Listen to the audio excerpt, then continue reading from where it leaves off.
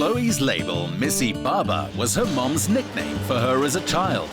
A catchy handle for a range of bags, belts and accessories which rely far less on branding and more on original designs. Selling internationally and employing skilled women, it's a business she's grown organically. Chloe, your studio, your style and your collection are so vibrant and they come alive with color. I feel like I fit right in. Where did it all start? It started 13 years ago. I studied in London 15 years ago and then came back and just started working, making some belts and making some one-off bags, and there was a bit of a demand, so I kind of continued and slowly have gathered this team, the heartbeat of Missibaba. And why did you choose to work with leather? I find leather is a very versatile material to work with. The depth of color, the malleability, it takes on a patina as it's worn and almost looks better with age, I feel. And they're heirloom pieces that can be passed on to your children. These pieces are the work of many hands. 18 craftswomen in the Woodstock studio and a further group of women in Kayamandi Township. Where does it all begin? It starts in my mind.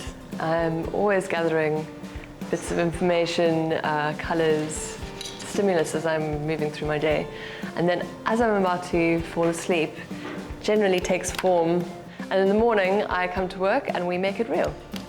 I look around and I see a lot of highly trained women. How important is investing in skills development for you?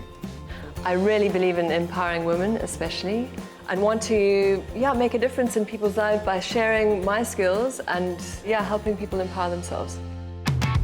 Chloe loves the workability of leather and that it doesn't fray when cut. We've come from the design process and now the manufacturing. So it all starts with the cutting, and then it goes on to embellishment, where we have knives made for each element that we want to embellish the bag with.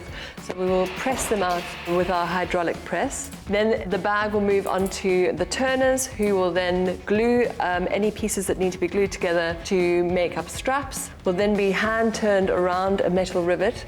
It will then go to the seamstresses and be stitched. From the seamstresses, they go back to the turners and the finishers. And then the last process, a coating of leather sealer is applied to really bring out the warmth and the texture of the leather and to allow it to be durable as it moves into its life.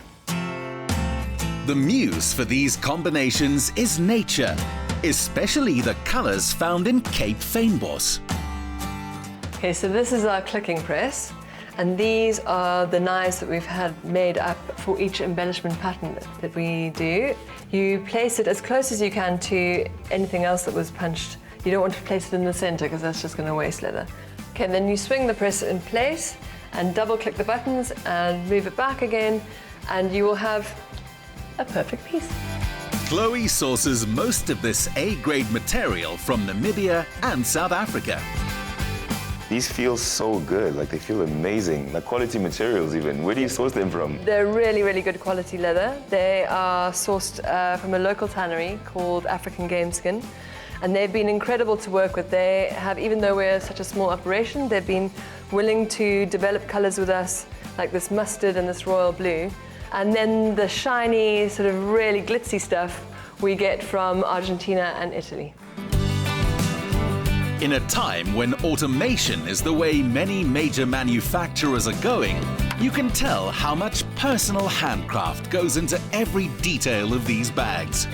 Even the inside fabric lining, which you hardly see, is printed by Missibaba for a totally individualized end product.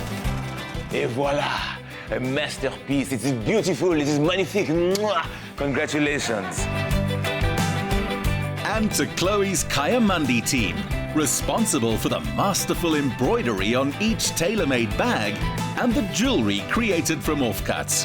Here's to these charismatic heirloom pieces still being worn in 20, even 50 years.